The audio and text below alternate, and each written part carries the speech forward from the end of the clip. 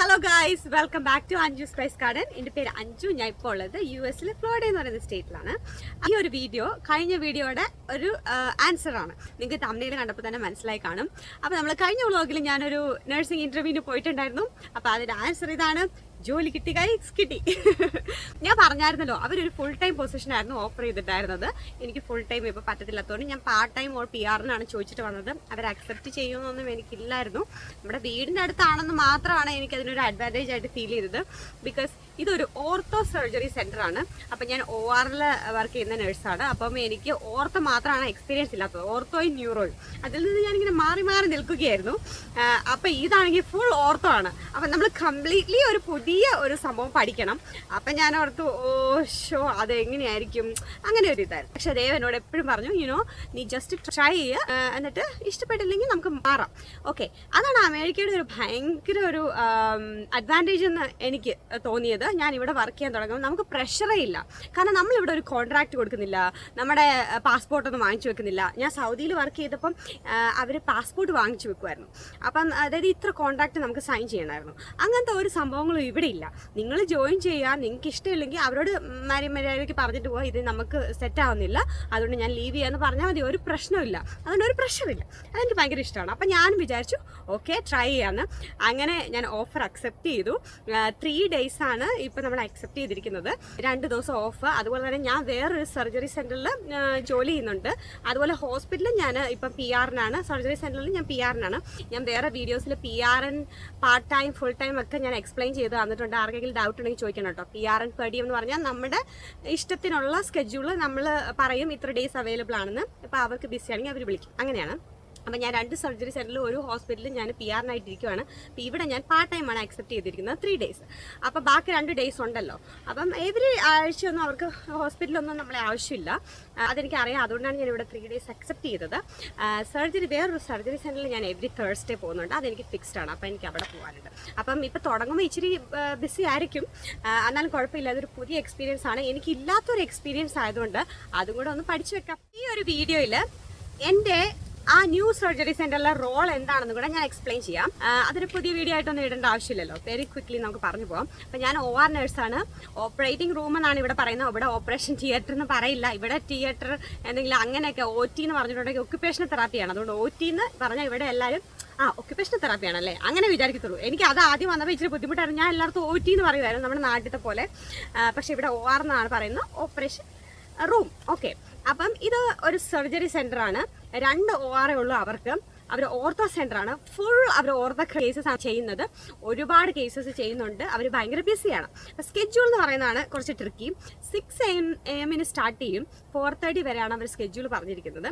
പക്ഷേ സർജറി സെൻ്ററിന് ഒരു പ്രശ്നമാണ്, അതുപോലെ തന്നെ നല്ലതുമാണ്. എന്താണെന്ന് ഞാൻ പറയാം. സർജറി സെൻ്ററിലെ കേസസ് ഇപ്പോൾ ഒരു 3 മണിക്ക് കഴിയുമെന്ന് വിചാരിച്ചോ, നമുക്ക് 3 മണിക്ക് തന്നെ വീട്ടിൽ വരാം. 2 മണിക്ക് കഴിയുകയാണെന്ന് വിചാരിച്ചോ, നിങ്ങൾക്ക് വീട്ടിൽ വരണമെങ്കിൽ നിങ്ങൾക്ക് അപ്പം തന്നെ വരാം. പക്ഷേ 4:30 കഴിഞ്ഞ് 5 മണിക്കാണ് 6:30ക്കാണ് കഴിയുന്നതെങ്കിൽ നമ്മൾ അത്രയും നേരം നിൽക്കണം. കാരണം ഹോസ്പിറ്റലിലെ പോലെ ഒരുപാട് സ്റ്റാഫ് ഒന്നും സർജറി സെൻറ്ററിൽ ഇല്ല. നമ്മളെ തന്നെയാണ് അവർ ഡിപ്പെൻഡ് ചെയ്യുന്നത്. അതൊരു സർജറി സെൻറ്ററിൻ്റെ ഒരു ഗുണവും ദോഷവുമാണ്. എനിവേ ഞാൻ ആ ചാൻസ് ഓൾറെഡി എടുത്തു. ഞാൻ ആദ്യം ചെയ്ത സർജറി സെൻറ്റർ വളരെ സ്ലോ പേസ് ആയിരുന്നു. അതുപോലെ തന്നെ അത്ര തിരക്കൊന്നും ഇല്ലായിരുന്നു. ഞാൻ ആ ഒരു ദിവസമാണ് 4:30 കഴിഞ്ഞ് നിന്നിട്ടുള്ളത് അവിടെ. അതുകൊണ്ട് എനിക്കറിയാം. പക്ഷേ ഈ സർജറി സെൻറ്റർ കുറച്ച് ട്രിക്കിയാണ്. കാരണം ഇത് ഭയങ്കര ബിസിയാണ്. അതുകൊണ്ട് നമുക്ക് അറിയത്തില്ല എങ്ങനെയായിരിക്കും എന്ന്. എനിക്ക് നമുക്ക് സ്റ്റാർട്ട് ചെയ്തിട്ടൊന്ന് നോക്കാം. എൻ്റെ ഇത് 6ാമത്തെ ജോലിയാണ് ഈ കുറഞ്ഞ കാലയളവിൽ. പക്ഷേ ഇതുവരെയും എനിക്ക് 6:45-നായിരുന്നു സ്റ്റാർട്ട് ഉണ്ടായിരുന്നത്. ഇത് ആദ്യമായിട്ടാണ് ഞാൻ 6 o'clock സ്റ്റാർട്ട് ചെയ്തത്. അതിൻ്റെ ഒരു ഗുണം എന്താണെന്ന് ചോദിച്ചാൽ എനിക്ക് വീട്ടിൽ നിന്ന് 4 മിനിറ്റേ ഉള്ളൂ അവിടെ എത്താൻ വേണ്ടിയിട്ട്. അപ്പം നമ്മളൊരു കമ്മ്യൂണിറ്റിയിലാണ് ലിവ് ചെയ്യുന്നതെന്ന് പറഞ്ഞല്ലോ. ആ കമ്മ്യൂണിറ്റിക്ക് അകത്ത് കൂടെ 2 മിനിറ്റും വെളി റോഡിലോട്ട് ഇറങ്ങിയിട്ട് 2 മിനിറ്റും. അതുകൊണ്ട് പെട്ടെന്ന് അവിടെ എത്താം. അതൊരു ഗുണമാണ്. അതുപോലെ തന്നെ കഴിഞ്ഞ ഉടനെ തന്നെ വീട്ടിലേക്ക് വരാം. അത് ഞാനൊരു ഇതായിട്ട് പറഞ്ഞതേ ഉള്ളൂ. ഞാൻ ഓർത്തോ സെൻറ്ററിൽ എന്താ ചെയ്യുന്നതെന്ന് പറയാം. അപ്പം ഞാൻ ഇവിടെ ഫ്ലോറിഡയിലേക്ക് മൂവ് ചെയ്തിട്ട് ഇവിടുത്തെ സർജറി സെൻറ്ററിലും ഹോസ്പിറ്റലിലും ഞാൻ കണ്ട ഒരു കാര്യം, ഇവിടെ നമ്മുടെ OR-ൽ RN, അതായത് രജിസ്റ്റേർഡ് നേഴ്സായി എനിക്ക് സർജനെ അസിസ്റ്റ് ചെയ്യേണ്ട ആവശ്യമില്ല. കാരണം ഇവിടെ CSTനെ അവർ സെപ്പറേറ്റ് ആയിട്ട് അതിനെ ഹയർ ചെയ്തിട്ടുണ്ട്.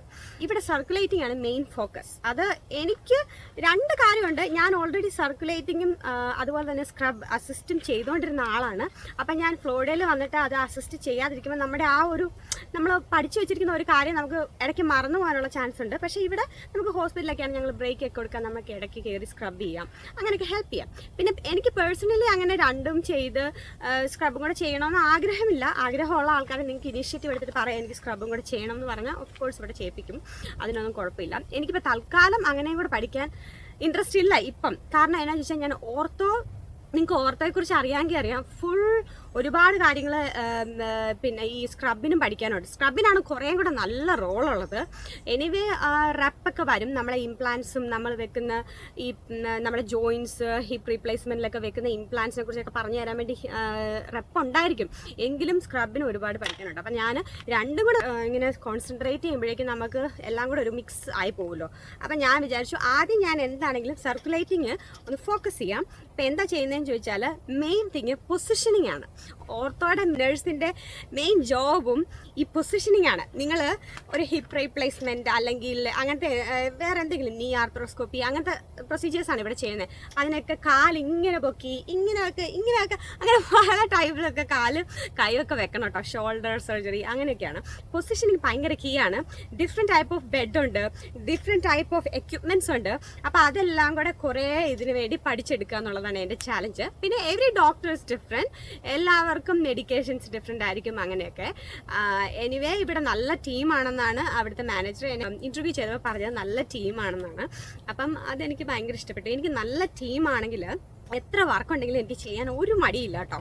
നല്ല ടീമാണെങ്കിൽ നമുക്ക് പിന്നെ ആ ഒരു ഫ്ലോയിൽ പോകും. പക്ഷേ നമ്മുടെ ടീം ചിലപ്പോൾ കൊള്ളത്തില്ലെങ്കിൽ നമുക്ക് ആ ഒരു ഇത് കിട്ടത്തില്ല. അപ്പം ഞാൻ പുള്ളിക്കാരി എന്നോട് എടുത്തെടുത്ത് നല്ല ടീമാണെന്ന് പറഞ്ഞപ്പോൾ ഞാൻ പറഞ്ഞു നല്ല ടീമാണെങ്കിൽ എനിക്ക് എന്താണെങ്കിലും ഹാപ്പിയാണ്. കാരണം ഞാൻ എത്ര വേണേലും വർക്ക് ചെയ്യാൻ ഒരു കുഴപ്പമില്ല പറഞ്ഞു. അപ്പോൾ സർക്കുലേറ്റിംഗ് നേഴ്സിൻ്റെ ഒരു ഇതെന്ന് പറഞ്ഞാൽ അതായിരുന്നു ഞാൻ പറഞ്ഞു വന്നത്.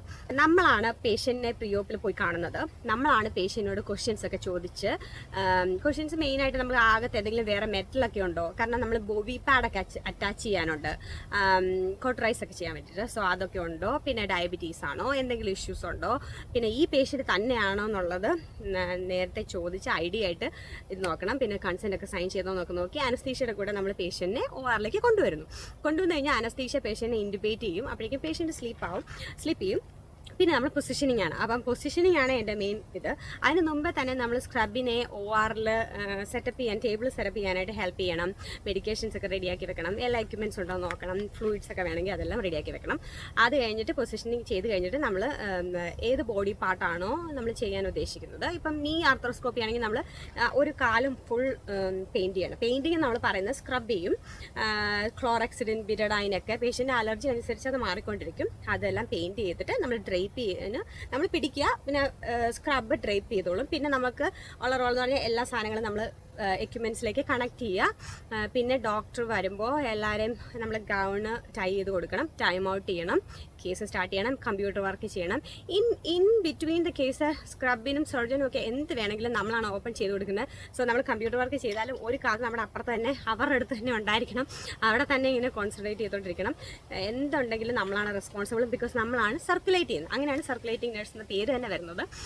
പിന്നെ കേസ് കഴിഞ്ഞ് കഴിയുമ്പോൾ നമ്മൾ ഡ്രസ്സിങ്ങിനൊക്കെ ഹെൽപ്പ് ചെയ്യുക, റൂം ക്ലീൻ ചെയ്യാൻ ഹെൽപ്പ് ചെയ്യുക, നെക്സ്റ്റ് കേസിന് ഹെൽപ്പ് ചെയ്യുക. അങ്ങനെ പോകും അതിൻ്റെ റോൾ കേട്ടോ. അപ്പം ഞാൻ അവർക്ക് ഈ വീഡിയോയിൽ ആ റോളും കൂടെ ഒന്നിച്ച് പറയാമെന്ന്.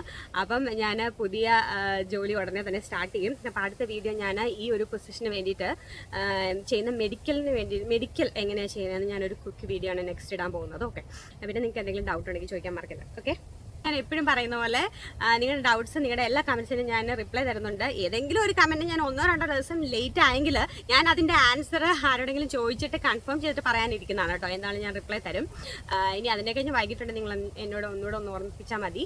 പിന്നെ നിങ്ങൾ ചോദിച്ച വീഡിയോസൊക്കെ ഞാൻ അടുത്തടുത്ത് പോസ്റ്റ് ചെയ്യുന്നുണ്ട്. അപ്പോൾ സബ്സ്ക്രൈബ് ചെയ്യാത്തവരാരെങ്കിലും വീഡിയോ കാണുന്നുണ്ടെങ്കിൽ സബ്സ്ക്രൈബ് ചെയ്യണേ പ്ലീസ്. Like, share. ആർക്കെങ്കിലും ഉപകാരപ്പെടുന്നെങ്കിൽ ഞാൻ എൻക്ലക്സിൻ്റെയും ഒക്കെ കുറേ വീഡിയോസ് ചെയ്തിട്ടുണ്ട്. എൻക്ലക്സ് റിലേറ്റഡ് വീഡിയോസ് ഒത്തിരി പേർക്ക് ഉപകാരപ്പെടുമെന്ന് അറിയാം. നിങ്ങളുടെ ഫ്രണ്ട്സിന് ആർക്കെങ്കിലും വേണമെങ്കിൽ ഷെയർ ചെയ്ത് കൊടുക്കാം. ഓക്കെ, ടാറ്റാ.